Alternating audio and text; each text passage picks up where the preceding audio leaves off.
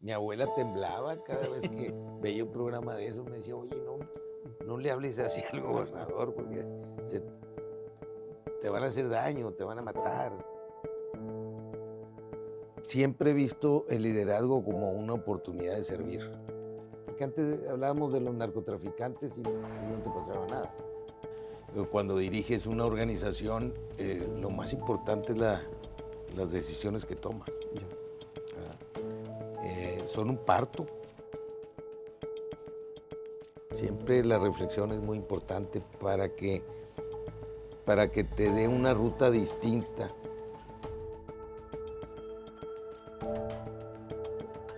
En Thinkbox creemos que las sociedades no cambian por discursos, sino por personas que deciden pensar diferente y actuar en consecuencia. Nuestro invitado de hoy es una de esas personalidades. Gilberto Marcos Handal, una de las voces que definieron la conversación pública en el norte del país y en todo México durante décadas. Como periodista, como empresario y directivo de medios, estuvo en el centro del poder mediático, entrevistando a líderes políticos, empresariales, religiosos, sociales, que han marcado la historia de nuestro país. Además de su evolución personal, Gilberto Marcos ha transitado el poder mediático al liderazgo social, convirtiéndose en una voz crítica del poder político y un defensor de la participación ciudadana y de la transparencia. Durante años dirigió espacios emblemáticos como el programa Foro, que no solo marcaba en su momento el ritmo del espacio político en Nuevo León y en México, sino que formó ciudadanos en el espíritu de la verdad periodística y la búsqueda de lograr el bien común. Yo soy uno de esos. En este programa ícono en Monterrey, Gilberto dialogó con presidentes, gobernadores, empresarios, intelectuales, figuras públicas de alto impacto, convirtiéndose en una plataforma de discusión de ideas y de liderazgo. Pero la historia de Gilberto no es solo la del periodista o el empresario mediático. Es la historia de un joven que quiso ser sacerdote y luego médico psiquiatra. Es alguien que desde temprano buscó entender el alma humana antes de entender la audiencia y los ratings y bope de la televisión. Su historia no es solo la de un comunicador o la de un empresario exitoso, sino que además es la historia de un ciudadano que decidió salir del micrófono para entrar de lleno a la arena pública. Es también la historia de alguien que estuvo dentro del sistema, que conoce el poder, las élites, las estructuras, y decidió cuestionarlas en muchas ocasiones. Lo que hoy llamaríamos investigación del tejido social, Gilberto la practicó décadas antes de que el término se volviera moda. Con una metodología intuitiva, entró a territorios en los que pocos periodistas se atrevían en aquel entonces.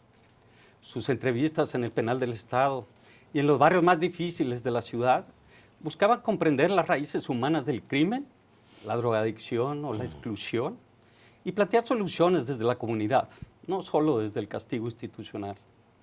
Hoy, más que un comunicador, Gilberto Marcos es un líder social, una voz crítica del poder y un ciudadano que decidió usar su reputación, su experiencia y su capital simbólico para empujar conversaciones que no siempre son populares, pero sí son necesarias para el mejoramiento de uno mismo y de nuestra sociedad.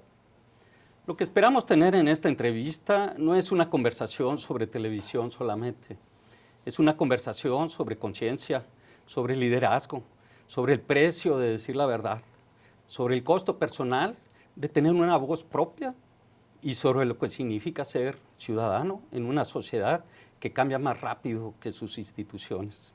Gilberto, queremos conocer no solamente lo que has hecho, sino la persona que tú representas alrededor de todos estos elementos que te identifican como familia, arte, Sí. valor social.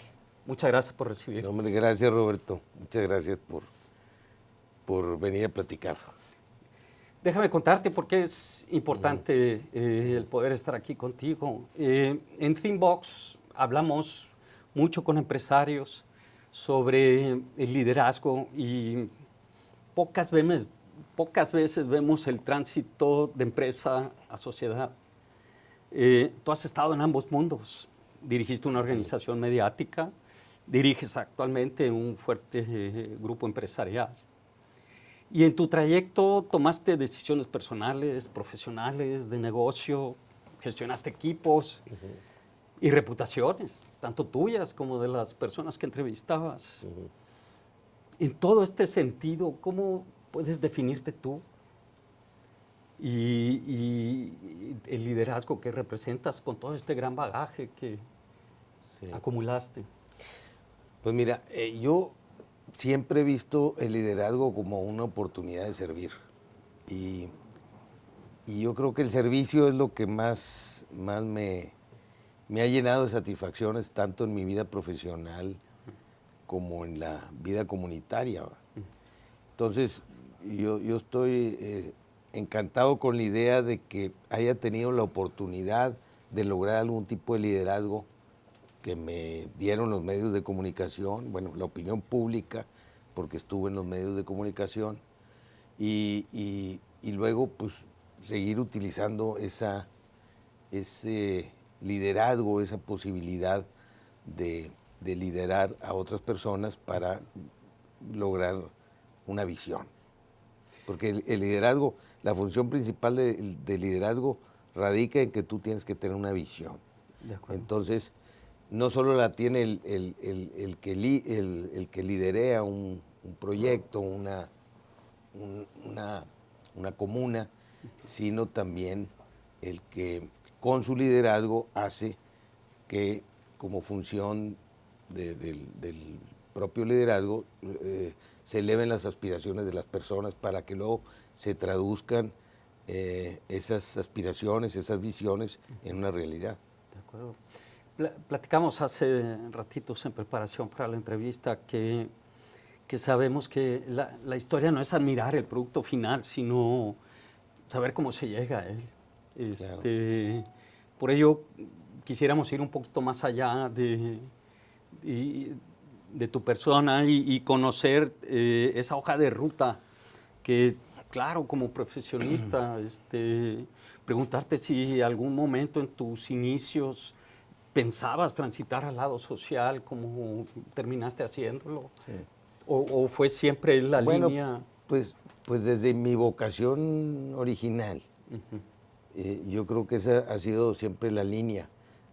Aunque no fui sacerdote ni psiquiatra, yo creo que siempre el objetivo, y aún en el periodismo que me dio esa oportunidad, estaba en la línea de servir a los demás. ¿Y qué te Que es llama de algo que eso? me entusiasma y que no he dejado de hacer. Alguna vez uno de mis hijos me dijo: oye, papá, le dedicas demasiado tiempo a eso y no te deja dinero. O sea, él, poco financiero, Sí. como es, dice: oye, pues no reditúa.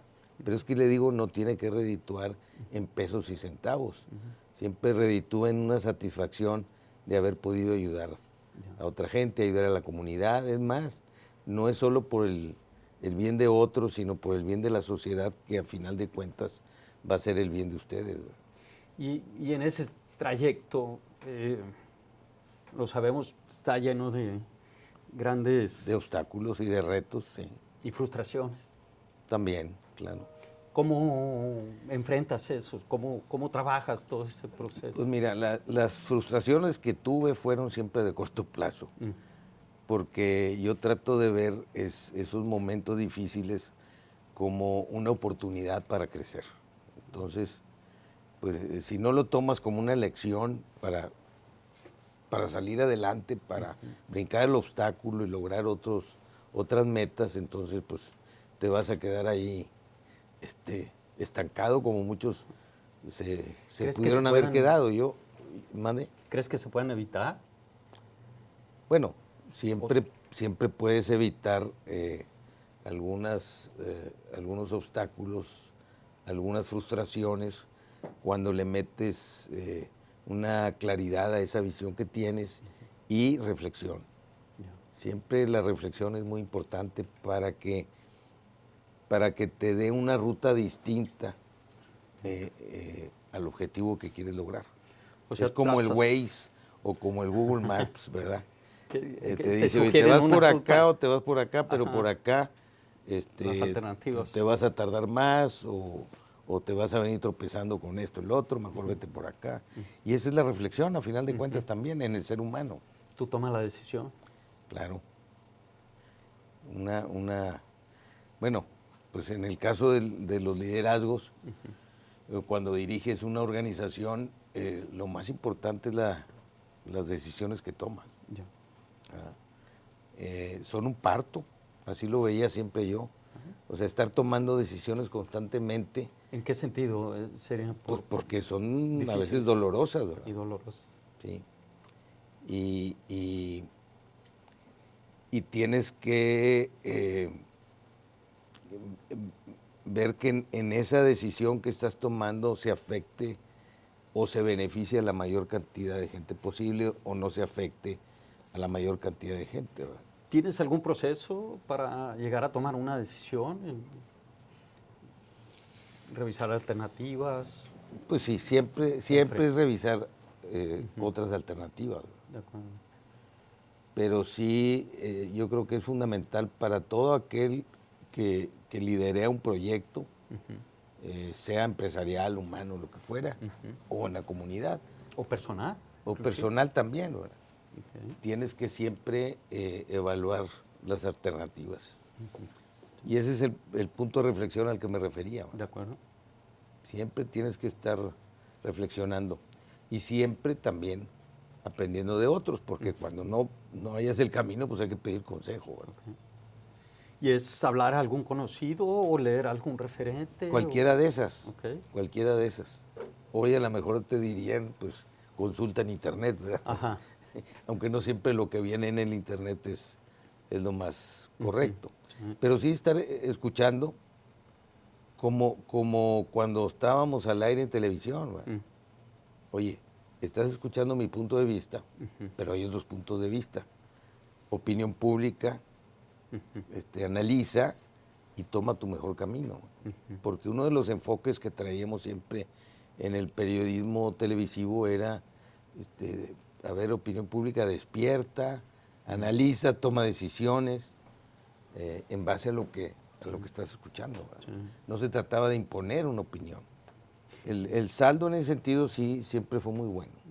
Por ejemplo, en el caso de nosotros, con la televisión de libre expresión, porque ahorita podemos hablar de eso y eso que era, ¿verdad? O sea, los chavos no te van a entender, los que no son de esa generación. ¿Por qué era importante tener esa No frase? van a entender por qué hablamos de libre expresión como un baluarte tan importante, porque ahorita ya no es un tema como lo fue en aquel entonces. No había libertad de expresión, y menos en los medios electrónicos.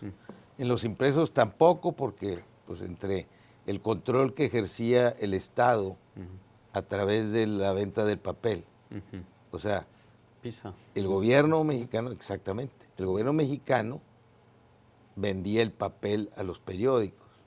Nada más, no había otro distribuidor, no podías importar el papel para el periódico. Entonces, si te portabas mal, pum, te cerraron la llave, se lo vendían a otro. Y había mucha corrupción, sigue habiendo mucha corrupción en los medios impresos, pero también en los electrónicos. En nuestro tiempo el yugo siempre estaba sobre el tema de la concesión de la televisora y de la concesión de los mismos conductores de programas, porque teníamos una licencia de locución, ¿verdad? Entonces, hablábamos de libertad de expresión como algo valiosísimo, que no había en el resto de la República, y Monterrey era la punta de lanza para ese tema de la libre expresión. Estaba el periódico El Norte muy fuerte diciendo cosas abiertamente. Y en el caso de la televisión, pues dijimos, pues tenemos que hacerlo, ¿por qué no? Estamos en Monterrey.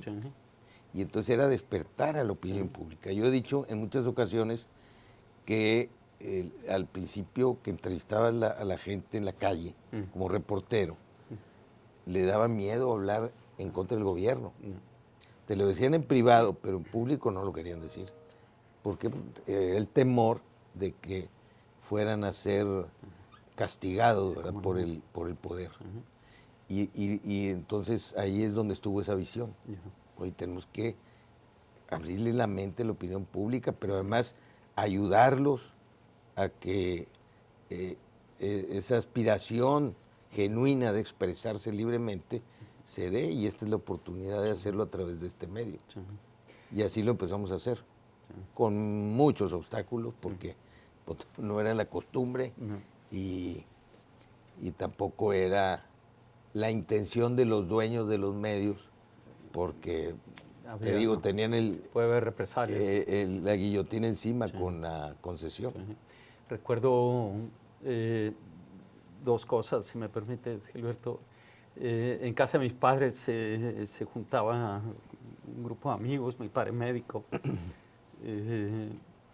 y se ponían a discutir temas políticos, nacionales, locales y demás. Y recuerdo, se juntaban en la sala de la casa, cerraban la puerta que estaba entreabierta, digamos. Y yo escuchaba ahí, un día sale un tío y me dice, ¿qué está haciendo ahí? Pues estoy escuchando, lo noto muy apasionados. Y dije, ¿cómo puedo aprender de esto? Y me dijo, pues aquí estás recibiendo el Excelsior, el Diario, el Norte, en fin, pues, leer esos y léete La costumbre del poder de Luis Pasos. Sabes que fue toda una serie de... Claro. Y fue un escritor fundamental en esa fundamental para describir el proceso político desde el interior, con nombres ficticios, ¿verdad? Para no lastimar a los reales, pero recuerdo que manejaba precisamente el control de la opinión pública o de la opinión publicada a través de... Pues supongo que Luis no se refería a nosotros, porque él fue colaborador de Foro. Exacto. Y ahí encontrar un espacio de libre expresión, a pesar de que Luis no era de aquí, ¿verdad? Pero venía... Luis lo describía como un proceso interno, que obvio tampoco lo avalaba, era... ¿no? Pero fíjate, venían Enrique Krause de México y decía, oye, pero ¿de veras se va a transmitir esto que estoy diciendo? Porque en México, imposible, ¿verdad? O sea, en la Ciudad de México o en otras plazas. Yo decía, sí, ¿cómo no? Voy a hablar con Emilio, me decía, refiriéndose a don Emilio Azcárraga Milmo. Sí. Porque esto es necesario para la democracia, ¿Cómo no? decía Enrique Krause. Y muchos otros venían y hablaban y decían cantidad de cosas que en otro lugar no. Y se empezó a correr la voz, ¿verdad? De que acá en Monterrey sí había un medio que hablaba fuerte, ¿verdad? Exacto. Y recuerdo que mi padre señalaba con distinción este juego de esgrima, digamos, que tenías con el gobernador de aquella época, Alfonso Martínez Domínguez, ¿no? Que se generaron entrevistas muy fíjate lo interesantes. que son las circunstancias, Roberto.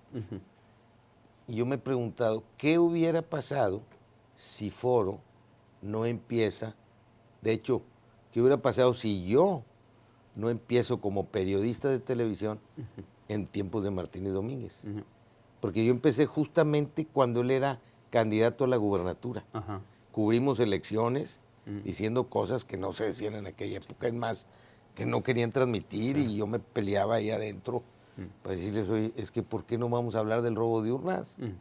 Y si no, pues yo me voy. Siempre esa amenacita del chavito que se cree que es pero indispensable, ¿verdad? Pues funcionó. Pero entonces, ¿qué hubiera pasado si no me hubiera tocado esa época? O sea, Foro no le hubiera tocado esa época con Alfonso Martínez Domínguez, que tenía fama de autoritario, de bastante rudo, golpeador, en fin, o sea, una persona que no entendía de democracia, ¿verdad?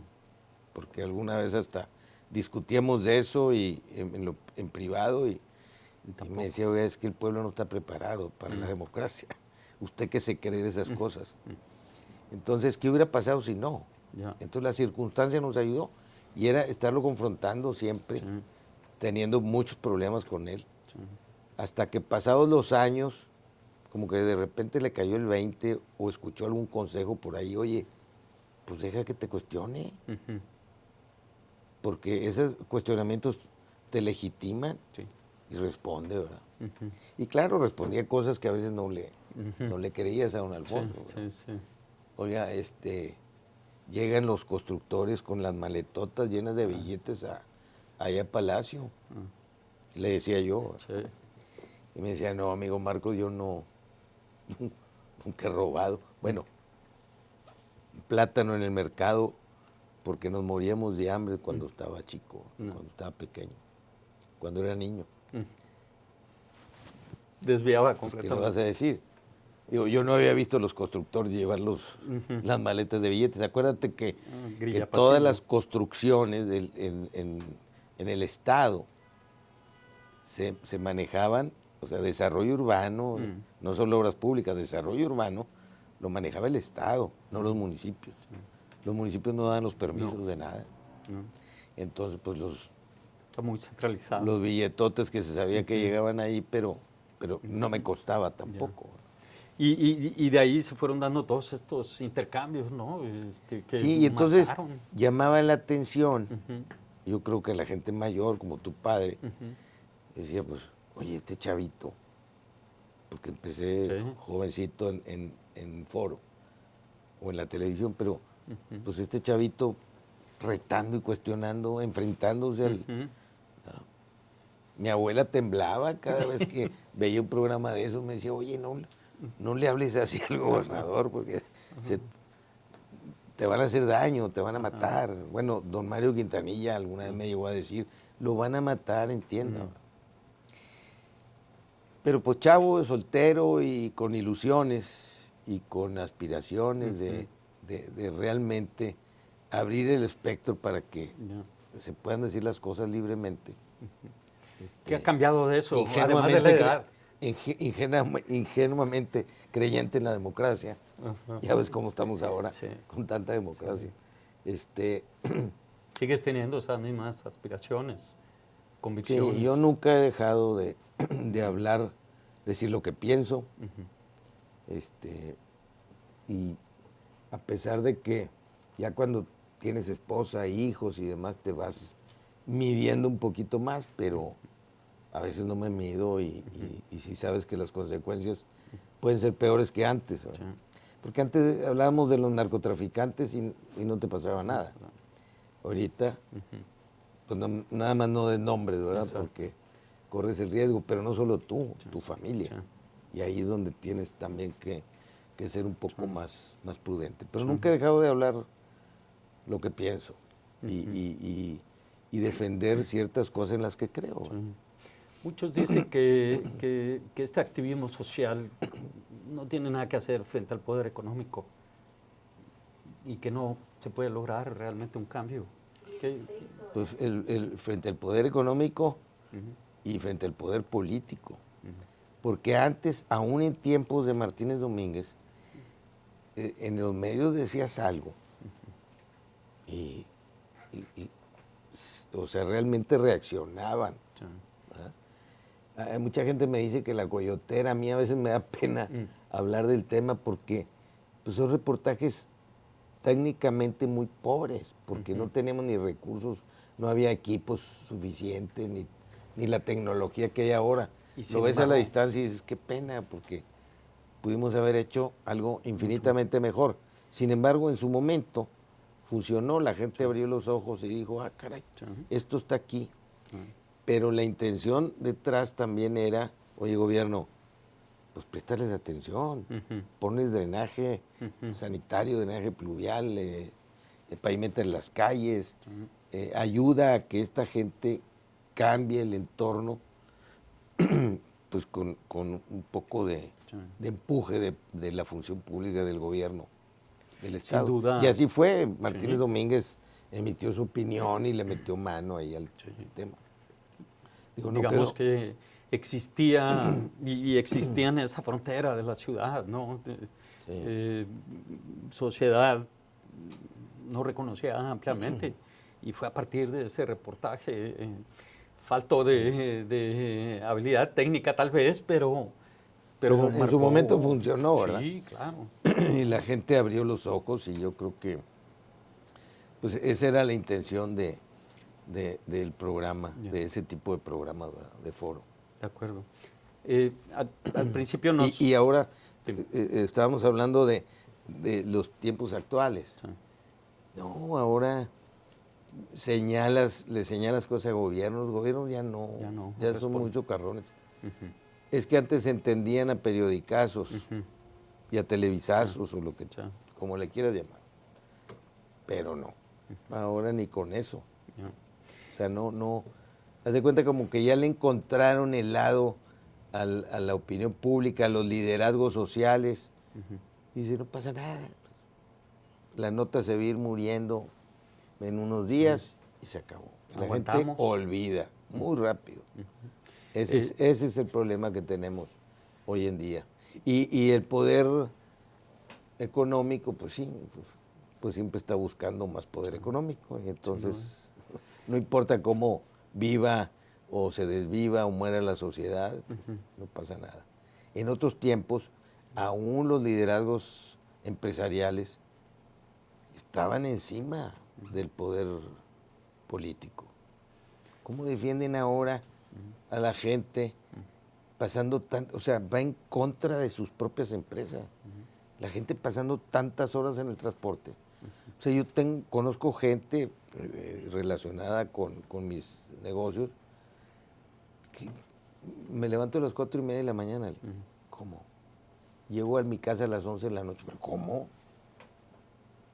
¿Cómo? No es vida. El problema del transporte que tenemos. El problema de la extensión de la ciudad. Y el problema también de nosotros los particulares en la desesperación por conseguir gente para que trabajen con nosotros. Porque si hay un problema ahí de mano de obra, pues no importa dónde viva.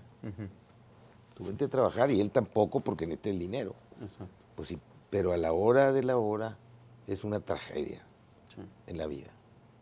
Y duele porque luego empiezan las desintegraciones familiares, los hijos, etcétera, y hay fallas en el tejido social del que mencionabas al principio. Exacto. Precisamente al principio mencionabas una figura y una actitud, un reflejo de un líder. A los tiempos actuales, ¿crees que esa figura ha cambiado o debe cambiar? Y si debe cambiar, ¿en qué crees que...? Bueno, pues debe cambiar como todos cambiamos con el tiempo. Quizá no cambias en lo fundamental o le vas modificando poco a poco, pero hay cosas que no estás dispuesto a ceder. Sin embargo, pues sí te tienes que adaptar a las formas de pensar de la sociedad en el momento que vives. Que no es lo mismo la sociedad de los 70s, 80s a la sociedad de este Te iba a preguntar milenio, eso. Has manejado empresa mediática, estás manejando empresas comercial, digamos, resultados financieros, reputaciones. ¿Qué es lo más difícil de liderar? El negocio, las personas, el momento. Una de las cosas más difíciles es lidiar con, por ejemplo, con la parte impositiva del gobierno, que no entiende razones. Recuerdo con mucha frescura, por ejemplo, cuando empezó la pandemia, nosotros en marzo de ese 2020 estábamos por entregar 1 millón de prendas al comercio. Y en ese momento se cerró todo y nos quedamos con las prendas. Y en ese momento tuvimos que seguir con el proceso del pago de impuestos. Y la gente en sus casas, no estábamos trabajando. Y dices, oye, ¿y el gobierno, contador, el gobierno no ha emitido alguna prórroga para el pago de impuestos? No, cero. Y a pagar impuestos, a mantener a la gente en sus casas, ¿verdad? Luego tener que reajustar gente porque esto no se movía, me refiero que la pandemia pues, nos duró mucho más de lo que pensábamos. Y eso es lo más difícil. O sea, lidiar con el gobierno, lidiar con ese tipo de decisiones tan difíciles de despedir personas. que a nosotros nunca nos había pasado, nunca.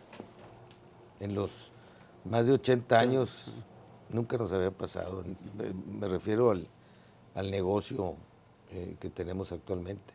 Entonces, de los retos más importantes, pues es lidiar con, o más bien saber manejar el tema de la clientela, de los usuarios de nuestros productos, pero para mí el enfoque más importante en una organización es el recurso humano. Y lo hice en Televisa. Lo primero que hice fue atender el recurso humano, porque lo vas descuidando, no le das esa cultura que se requiere dentro de la organización. Y el equipo no jala bien, no hay un buen engranaje. Hicimos, por ejemplo, una encuesta de calidad del clima organizacional. Nos funcionó estupendamente bien. Los resultados, la gente anónimamente dentro de la empresa nos retroalimentaba qué era lo que le gustaba y qué no, y qué sentía que estaba incómodo, qué podría ser mejor, etc. Entonces, en eso me di vuelo y una enorme satisfacción.